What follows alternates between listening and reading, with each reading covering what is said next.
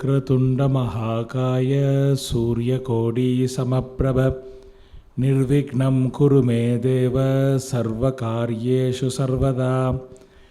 सरस्वती नमस्तुभ्यं वरदे कामरूपिणी विद्यारम्भं करिष्यामि सिद्धिर्भवतु मे सदा। गुरुर्ब्रह्मा गुरुर्विष्णुः गुरुर्देवो महेश्वरः गुरुसाक्षात् परब्रह्म तस्मै श्रीगुरवे नमः। ॐ कार्तिकेयाय विद्महे शक्तिगस्ताय धीमहि तन्नो स्कन्दः प्रचोदयात्। ॐ सहना भवतु सहनौ भुनक्तु सह वीर्यं करवावहै तेजस्विनावतीतमस्तु मा विद्विषावहै। ॐ शान्ति शान्ति शान्तिः। எல்லாம் வல்ல நல்லை கந்தப்பெருமானுடைய பாதார விந்தங்களை பணிந்து கொண்டு இன்றைய அருளுரையை ஆரம்பிப்போமாக. ஓம் நம சிவாய.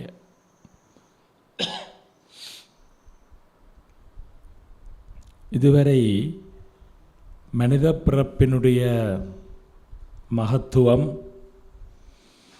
அதற்கு காரணமாக இருக்கக்கூடிய மனம் என்கின்ற அற்புதமான கருவியை ஆராய்ந்து மனதினுடைய கூறுகளாகிய மனம், புத்தி, சித்தம், அகங்காரம் ஆகிய நான்கை பற்றியும் தெளிவாக தெரிந்து கொண்டு இந்த நான்கு அந்தக்கரணங்களுடைய பலகீனங்களிலிருந்து எவ்வாறு விடுபடுவது, இந்த அந்தக்கரணங்களை எவ்வாறு தூய்மைப்படுத்துவது, ஒருநிலைப்படுத்துவது, அதற்காக நாங்கள் தொண்டு மற்றும் பக்தி ஆகிய இரண்டையும் கடைப்பிடிக்க வேண்டும் என்றும் பார்த்திருந்தோம். தொண்டு என்று சொல்லும் பொழுது கர்மயோகம், செயல் செய்யும் பொழுது மனிதன் என்ன மனப்பாங்கோடு அந்த செயலை செய்கின்றான் என்கின்ற அடிப்படையிலே அது தொண்டு என்று அழைக்கப்படுகிறது. நான் செய்கின்றேன் என்கின்ற உணர்வு இல்லாமல் அதன் செயலின் மூலமாக கிடைக்கின்ற பலன்களை இறைவனுக்கு அர்ப்பணித்துவிட்டு தொண்டாற்றுதல் என்பது கர்மயோகம் என்று ஸ்ரீமத் பகவத்கீதையிலே குறிப்பிடப்பட்டிருக்கிறது. அது மட்டுமல்ல, அந்த செயலை நாங்கள் செய்யும் பொழுது அந்த செயலிலே எங்களுடைய முழு மனமும் இருக்க வேண்டும். அந்த செயலிலே முழு மனமும் இருந்தால் மன ஒருநிலைப்பாடு எங்களுக்கு ஏற்படுகிறது என்று பார்த்திருந்தோம். அந்த அடிப்படையிலே தொண்டின் பெருமையும், பக்தி யோகத்தினூடாக இறைவன் மீது பக்தி செலுத்தும் பொழுது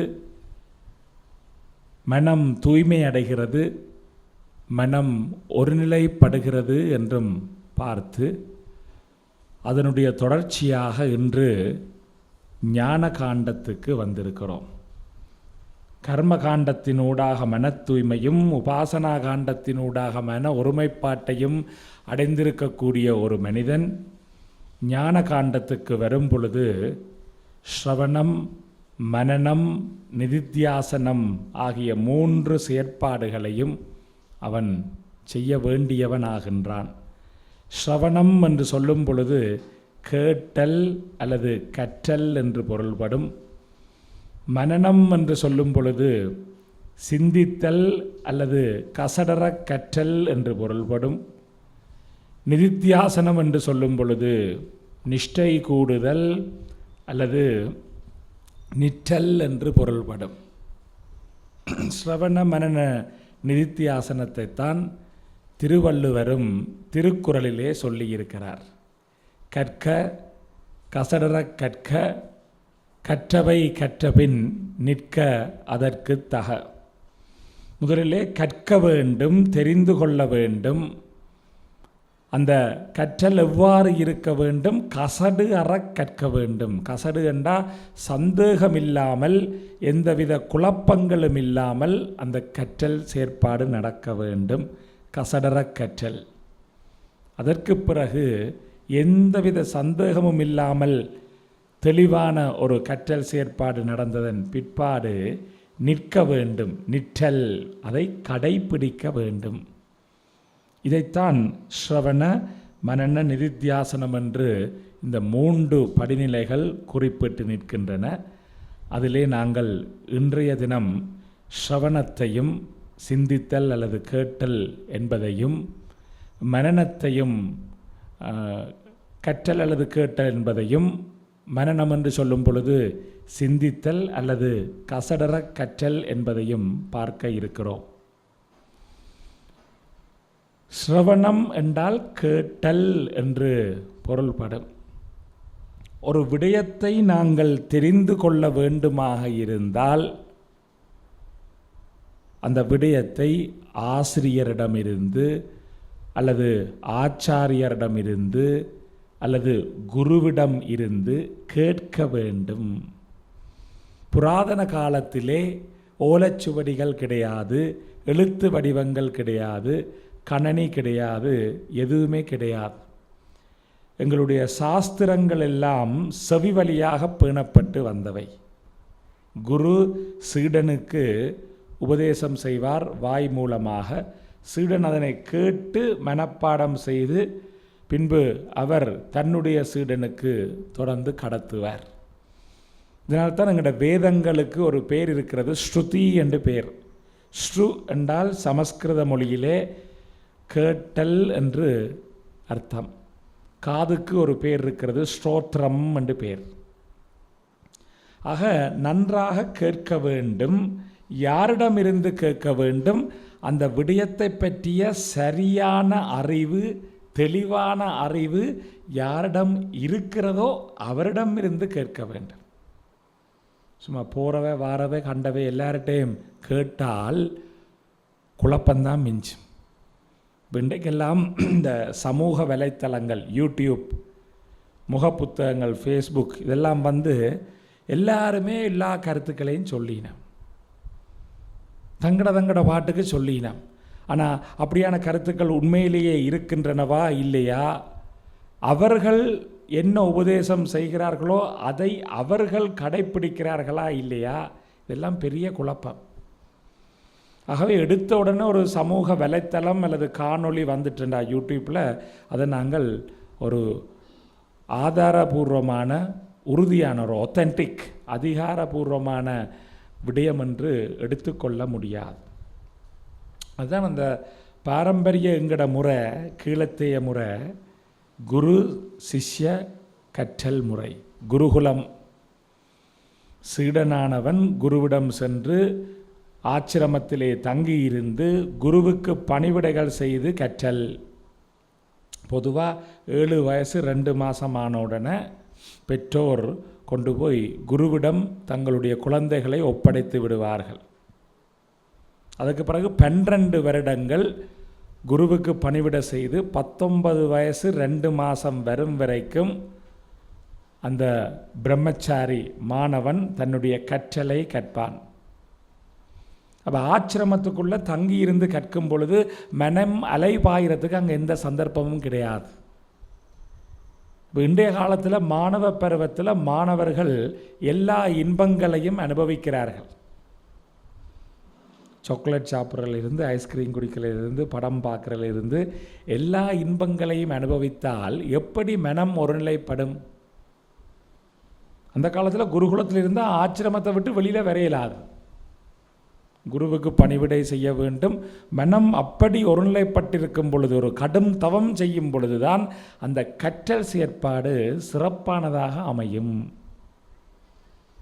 அப்படியான ஒரு சிறந்த ஒழுக்கத்தோடும் கட்டுப்பாடோடும் இருக்கக்கூடிய ஒரு மாணவனால் தான் சரியாக கேட்க முடியும், கிரகிக்க முடியும். கேட்டல், ஆர்ட் ஆஃப் லிசனிங்.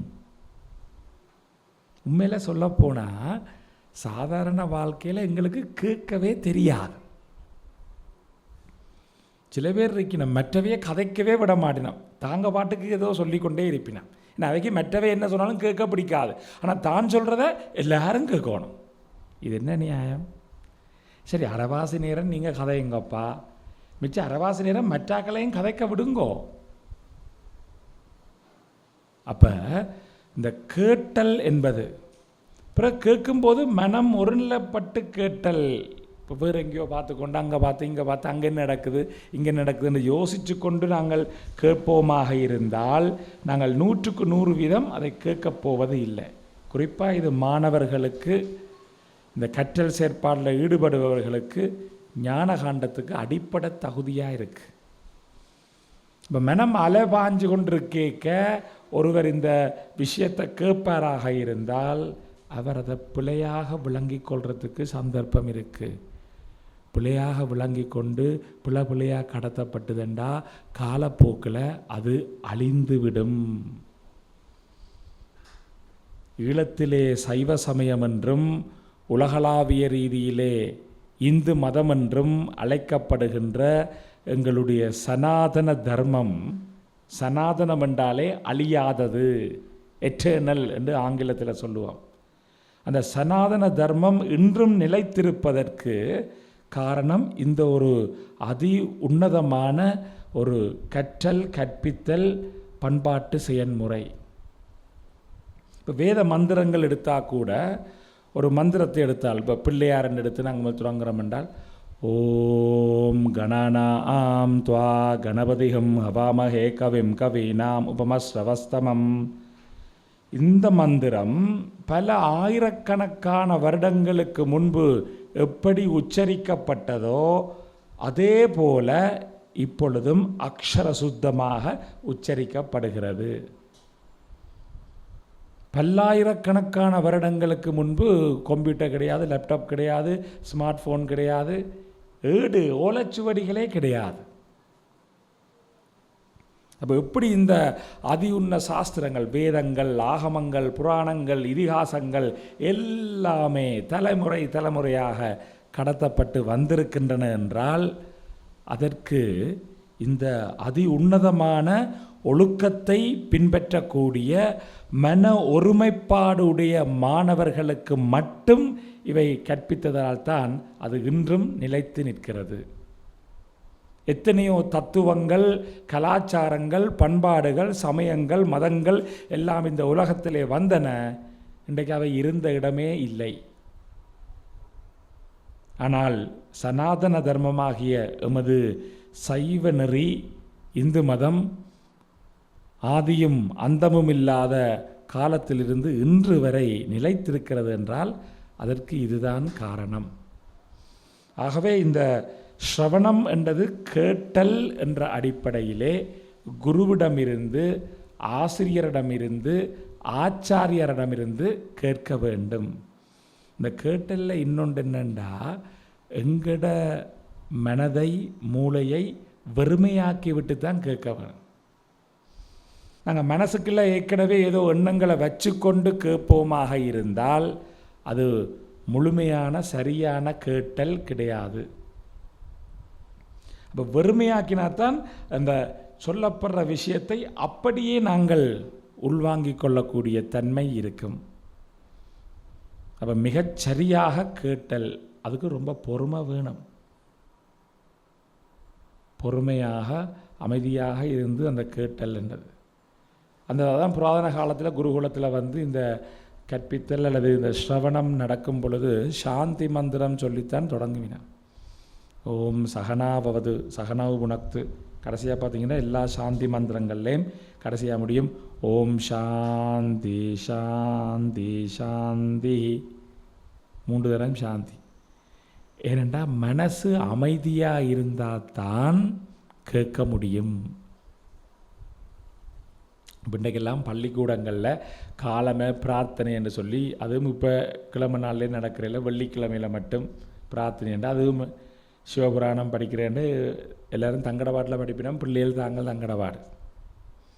அப்புறம் பிரார்த்தனை என்றால் அது எதுக்கு செய்யப்படுதுன்றால் மனசை அமைதிப்படுத்துறதுக்கு, மனசை ஒருநிலைப்படுத்துறதுக்கு. மனதை அமைதிப்படுத்தி ஒருநிலைப்படுத்தி போட்டு கற்றல் செயற்பாட்டுக்குள்ள ஒரு மாணவன் செல்வானாக இருந்தால் அவன் அதை சிறப்பாக கற்க முடியும், கேட்க முடியும். இது ஸ்ரவணம் என்பது தொடர்பாக. சரி, இப்போ கேட்டாச்சு. கேட்டால் அந்த ஞானம் எனக்கு ஏற்பட்டு விடுமா என்று கேட்டால் இல்லை. இது ஸ்ரவணம், கேட்டல். இரண்டாவது மனனம். மன், மானா 2 சொல்லியின் என்னென்னா, மன் என்றால் சமஸ்கிருத மொழியிலே டு திங்க், சிந்தித்தல் என்று பொருள்படும். அப்போ முதல் என்ற மனதை நான் வெறுமப்படுத்தி விட்டு முழுமையாக கேட்க வேண்டும். கேட்ட பிறகு அந்த கேட்ட விஷயத்தை அசை போடணும். இந்த மாடு இருக்கே, சாப்பாடை சாப்பிட்டா பிறகு மாடு என்ன செய்யுமாம், தான் சாப்பிட்ட புல்லை சாப்பாட்டை உள்ளுக்கெடுத்து திருப்பி வெளியில் எடுத்து அசை போடும்.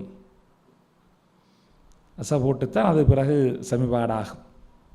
அது மாதிரி நான் கேட்ட விஷயத்தை நான் எனக்குள்ளே சிந்திக்க வேண்டும். உதாரணமாக ஒரு பேச்சுக்கு இன்றைக்கு வகுப்பில் ஆச்சாரியார் குரு சொல்கிறார், பிள்ளைகளே, தைத்திரிய உபநிடதம் சொல்கிறது சத்தியம் வத, உண்மை பேச வேண்டும் என்று சொல்லி அவர் ஹரிச்சந்திரன் கதை, ஹரிச்சந்திரன் வாழ்க்கை வரலாறு, அந்த உண்மைக்கு இருக்கிற மக்களும், மகாத்மா காந்தி, இப்படியெல்லாம் சொல்லி அந்த ஆசிரியர் வகுப்பெடுக்கிறார். இப்போ மாணவன் அதை கேட்குறான், உண்மை பேச வேண்டும் என்று. அந்த விஷயங்கள் எல்லாத்தையும் கேட்டவன் மனனம் என்றா என்ன, தான் சிந்திக்கணும். ஏன் உண்மை பேச வேணும்? பொய் பேசினா என்ன? பொய் பேசினா என்ன நடக்கும்? ஏன் பொய் பேசுறது பிழை? உண்மைதான் கட்டாயம் பேச வேணுமா? உண்மை என்றா என்ன? அப்போ குருவிடமிருந்து தான் கேட்ட விடயங்களை தனக்குள்ளேயே அசை போடுதல். ஆங்கிலத்தில் சொல்லுவார்கள் ரிஃப்ளெக்ஷன். அப்போ தனக்குள்ள மீண்டும் மீண்டும் கேள்விகளை கேட்டு அப்படி சிந்திக்கும் பொழுது சில சந்தேகங்கள் வரும். அந்த சந்தேகங்களை ஆசிரியரிடம் போய் திருப்பி கேட்கணும். இதுக்கு தான் ஒரு இளைஞன் கொஞ்சம் நவீன காலத்து இளைஞன் சுவாமி சின்மயானந்தரிடம் போய் கேட்டானாம், சுவாமி, புத்தகங்கள்லேயே எல்லாத்தையும் படித்து தெரியலாம் தானே, எதுக்கு ஒரு குரு தேவை? எல்லாம் புத்தகங்கள் இருக்குது. அவன் அந்த காலத்தில் கேட்டுக்கான். இப்போ இந்த காலத்தில் போய் கேட்டால் ChatGPT, AI தொழில்நுட்பத்தில் எல்லாம் இருக்குது. அப்புறம் எதுக்கு எங்களுக்கு ஒரு ஆசிரியர் குரு?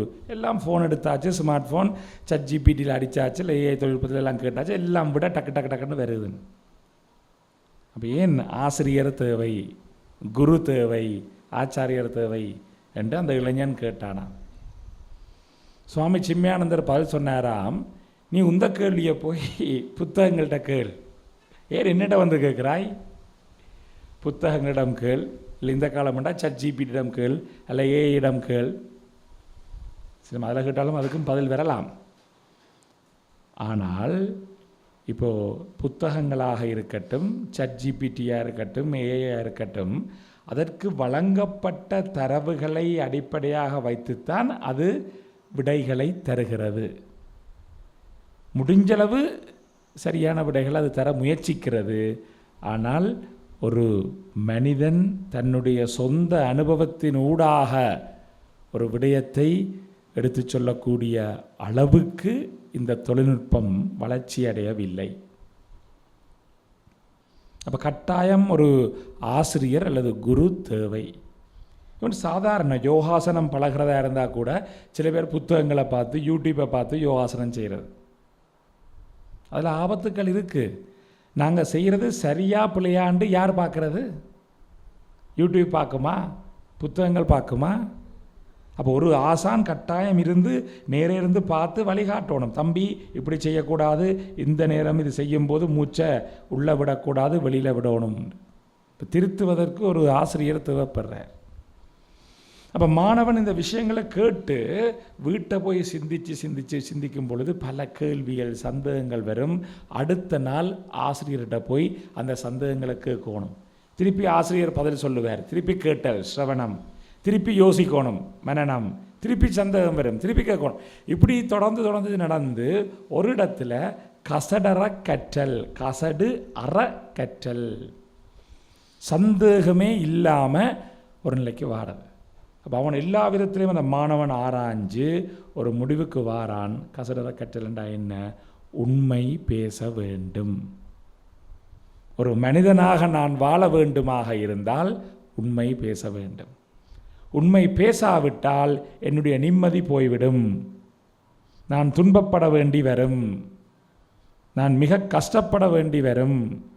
ஒரு பொய்யை சொல்லி அந்த பொய்யை மறைப்பதற்கு இன்னும் பல பொய்களை சொல்லி, இப்போ இந்த ஆறாருக்கு என்னென்ன பொய்யெல்லாம் சொன்னேன் அவ்வளோ ஞாபகம் வச்சிருந்து எவ்வளோ கஷ்டம். அப்போ அவன் ஓரளவுக்கு சந்தேகமே இல்லாமல் உண்மை பேச வேண்டும் என்ற ஒரு நிலைக்கு ஒரு முடிவுக்கு வர்றான். ஓம், இந்த சாஸ்திரங்கள் சொல்கிறது சரிதான். அதான் கசடற கற்றல். அந்த சந்தேகமே இல்லாமல் அந்த நிலைக்கொருவன் வருவானாக இருந்தால் தான் அவனால் அதை கடைப்பிடிக்க முடியும். அரைவாசி சந்தேகத்தோட இது சரியோ பிள்ளையோ, அப்படி இருக்குமோ இப்படி இருக்குமோ என்றால் கடைசி வந்தும் அவர் அதை பின்பற்ற போகிறது இல்லை. சாமியார் இதை சொல்கிறார், இது எங்கேயோ படித்து போட்டு சொல்கிறார். சாமியார் சொல்கிறது எந்த அளவுக்கு உண்மையாக இருக்கும்? இது பிள்ளையாக இருக்குமோ உண்மையாக இருக்குமோ? அப்போ பிரச்சனை, அங்கே குழப்பம் இருக்குது, சந்தேகம் இருக்குது. அல்லது சிலர் சொல்கிற ஒரு விஷயத்தை உடனடியாக எங்களால் ஏற்றுக்கொள்ள முடியாமல் இருக்கும். ஆனால் அதை நாங்கள் பலவிதமாக ஆராய்ந்து சிந்தித்து கேள்விகளை கேட்டு அதுக்குரிய விடைகளை தேடி அது பற்றி பலரோடு கலந்துரையாடி டிஸ்கஷன், குரூப் டிஸ்கஷன், கலந்துரையாடல். அப்போ நாங்கள் கேட்ட விஷயத்தை மற்றவையோட கலந்துரையாடும் பொழுது அந்த அறிவு இன்னும் திடமாகிறது. அதுதான் அந்த மனனம் என்ற விஷயம். இப்போ குழு கலந்துரையாடல் என்றது கூட இந்த மனனம் என்ற செயற்பாட்டுக்குள்ள வரும். அப்போ 4 பேர் சேர்ந்திருந்து கேட்ட விஷயத்தை படித்த விஷயத்தை கலந்துரையாடும் பொழுது இவருக்கு இதுவரை வராத ஒரு சந்தேகம் கூட அந்த கலந்துரையாடலில் இன்னொருத்தர் உருவாக்குவார் சந்தேகத்தை. அது இவருக்கும் அந்த சந்தேகம் வந்துடும். இவர் தன்னந்தனியாளாக படித்தாராண்டா அந்த சந்தேகம் இவருக்கு வரப்போகிறது இல்லை, இவருக்கு தெளிவும் வரப்போவது இல்லை. ஆகவே முதல் நான் ஆசிரியரிடமிருந்து கேட்டதன் பிற்பாடு சக மாணவர்களோடு கலந்துரையாடி ஒரு தெளிவு நிலைக்கு வர வேண்டும். இதுதான் மனனம் என்ற 2வது பகுதி. எங்கள் எல்லோருக்கும் கடவுள் சுயமாக சிந்திக்கக்கூடிய ஆற்றலை கொடுத்திருக்கிறார். ஆகவே கேட்ட விஷயத்தை நாங்கள் சிந்தித்து பார்த்து எந்தவித சந்தேகமும் இல்லாமல் அதை உறுதிப்படுத்துவோமா இருந்தால் அதுக்கு பிறகுதான் அதை கடைப்பிடிக்கிறத பற்றி யோசிக்கலாம். இது சாதாரண உலகியல் கல்வியை பொறுத்தவரையிலேயே இது முக்கியம். கணிதமாக இருக்கட்டும், விஞ்ஞானமாக இருக்கட்டும், ஆங்கில பாடம், எந்த பாடமாக இருந்தாலும் சந்தேகமே இல்லாமல் படிக்க வேணும். அந்த பாடத்தில் தெளிவிருக்க வேண்டும். ஒரு விடயத்தை எடுத்தால் அதிலே ஆழமான அறிவிருக்க வேண்டும், பரந்துபட்ட அறிவிருக்க வேண்டும், கூர்மையான அறிவிருக்க வேண்டும். வேல் பெருமான் அதான் வேல், ஆழ்ந்து அகன்ற நுண்ணியனே. அப்போ அப்படி ஒரு தெளிவான அறிவு எந்த ஒரு மனிதனுக்கு இருக்கிறதோ அவன்தான் அந்த விடயத்தில் அந்த விஷயத்தில் மிக மிக தெளிவாக பதில் சொல்ல முடியும். ஒரு விஷயத்தை மிக மிக ரத்தின சுருக்கமாக சொல்லுவது என்பது மிக மிக கடினம். சூத்திரம் மாதிரி சொல்கிறன்றது மிக மிக கடினம். அந்த விஷயத்தில் அந்த சப்ஜெக்டில் மிக ஆழமான தெளிவான அறிவில்லாவிட்டால் சுருக்கமாக சொல்லலாம். நான் சில பேரை கேட்டோம்டா அவை எங்கேயோ எல்லாம் சுற்றி கொண்டு வருவினோம், சுற்றி சுற்றி சுற்றி சுற்றி சுற்றி கடைசி மட்டும் பதிலுக்கு வர மாட்டோம். ஏன்னா அவைக்கு அந்த சப்ஜெக்டில் தெளிவு இல்லை. ஆனால் அதில் யார் நல்ல தெளிவாக இருக்கிறாரோ அவர் ஒரு சொல்லு தான் பதில். மிஞ்சி போனால் ஒரு வசனம். அப்போ இப்படி ஒரு தெளிவான நிலை வரும் பொழுதுதான் எங்களுடைய அறிவு ஒரு ஆழமான அகன்றதான ஒரு கூர்மையான சந்தேகமே இல்லாத அறிவாக இருக்கும் பொழுதுதான் நாங்கள் அதை கடைப்பிடிக்கக்கூடியதாக இருக்கும். அந்த அறிவை நாங்கள் பின்பற்றும் பொழுது தான் அது ஞானமாக மாறுகிறது. அது வரைக்கும் அது வெறும் புத்தக அறிவு தான். புத்தக அறிவு பிரயோசனம் இல்லை. ஏட்டுச் சுரைக்காய் கரைக்கு உதவாது. இப்போ டேப் ரெக்கார்டர் மாதிரி, ஒரு சிடி மாதிரி, இது மாதிரி சொன்னதை அப்படியே கேட்டு ரெக்கார்ட் பண்ணி அப்படியே கிளிப்புள்ள மாதிரி அங்கால ஒப்புவிக்கிறது. ஒரு பிரயோசனம் இல்லை. அதை எல்லாரும் செய்ய முடியும். ஆனால் அதை கேட்ட விஷயத்தை நான் எனக்குள்ள உள்வாங்கி அதை எனக்குள்ள சமிபாடடைய செய்ய வேண்டும். ஆசை போட்டு எனக்குள்ளே அதை என்னுடைய சொந்த அறிவாக மாற்றும் போது தான் அது பயன் தரப்போகிறது. அதை பற்றி நாங்கள் நாளைக்கு பார்க்க இருக்கிறோம். அப்போ உலகியல் பாடங்களாகிய கணிதம், விஞ்ஞானம், ஆங்கிலம், தமிழ் இதிலேயே இந்த விஷயம் கடினமாக இருக்கும் பொழுது இறைவனை பற்றிய அறிவு, என்னை பற்றிய அறிவு, நான் யார், இந்த உலகத்தை பற்றிய அறிவு, இவையெல்லாம் மிக மிக மிக சூக்ஷ்மமான விடயங்கள், வார்த்தைகளாலே விளங்கப்படுத்தப்பட முடியாத விடயங்கள், அனிர்வச்சனீயம். அப்போ இந்த அதிசூக்ஷ்மமான இந்த அறிவை பெற்றுக்கொள்வதற்கு, புரிந்து கொள்வதற்கு இந்த ஸ்ரவண மனன அபியாசங்கள் மிக மிக அத்தியாவசியமாக இருக்கிறது.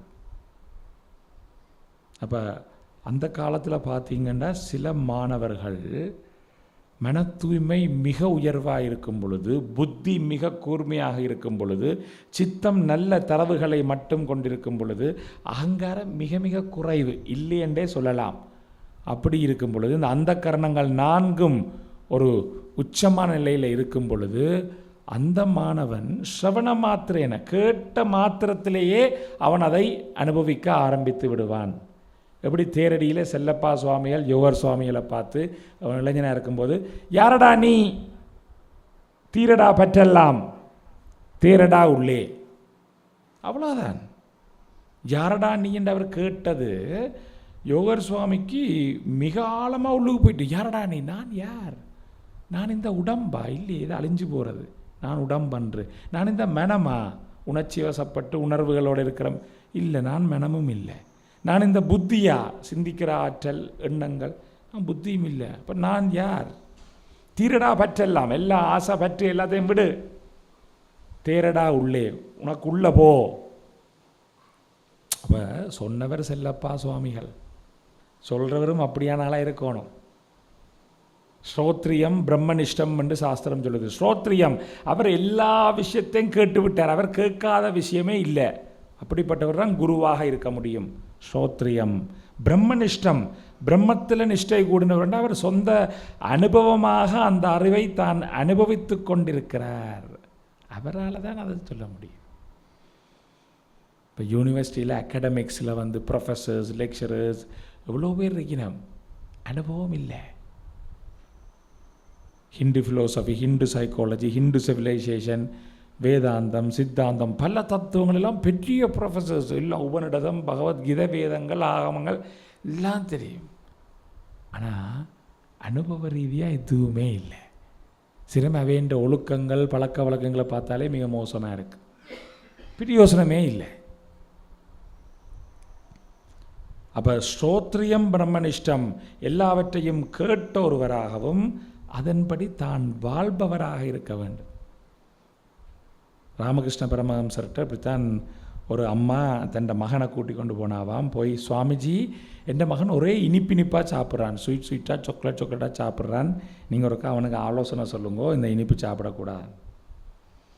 அப்போ ராமகிருஷ்ண பரமஹம்சர் சொல்கிறாராம், அம்மா நீங்கள் மகனை கூட்டி கொண்டு போயிட்டு 2 நாள் கழித்து வாங்கணும். அவள் தூரம் இருக்கிறவ கஷ்டப்பட்டு போய் திருப்பி 2 நாள் கழித்து திருப்பி வந்தால், அன்றைக்கு ராமகிருஷ்ண பரமஹம்சர் அந்த தம்பியை கூப்பிட்டு, தம்பி இங்கே வாப்பா கூப்பிட்டு சொல்கிறாராம், இனிப்பெல்லாம் சாப்பிடக்கூடாது, அதிகமாக சாப்பிட்டா உனக்கு நோய் வந்துடும், இனிப்பு சாப்பிடல வர தீமைகள் எல்லாத்தையும் சொன்னோன்னா அந்த அம்மாவுக்கு ஒரு குழப்பம். இதை அன்றைக்கே சொல்லி இருக்கலாமே, ஏன் 2 நாள் கழித்து வா என்று அவர் சொன்னார். அவருக்கு ராமகிருஷ்ண பரமஹம்சர் மேலே அப்படி ஒரு பக்தியும் நம்பிக்கையும். அப்போ அவளால் இதை மனசுக்குள்ளே வச்சு கொண்டிருக்க முடியலை. போய், சுவாமிஜி மன்னிக்க வேணும், நீங்கள் இதை அன்றைக்கே என் மகனுக்கு சொல்லியிருக்கலாமே, ஏன் 2 நாள் கழித்து வான்னு சொல்லிட்டு கூப்பிட்டீங்க. கேட்டபோது ராமகிருஷ்ணன் சொன்னாராம், அம்மா நானும் இனிப்பு அதிகமாக சாப்பிட்டு கொண்டு வந்தேன். அப்போ நான் இனிப்பு அதிகமாக சாப்பிட்டு கொண்டு கேட்க, நான் உங்களோட மகனுக்கு இனிப்பு சாப்பிடாதேன்னு சொல்ல இயலாது, ஊருக்கு உபதேசம் உனக்கு இல்லையே. இந்த 2 நாளைக்குள்ளே நான் இனிப்பு சாப்பிட்றத குறைத்து விட்டேன். இப்போ அதை சொல்கிறதுக்குரிய அதிகாரம், உரிமை, தகுதி எனக்கு இருக்கிறது.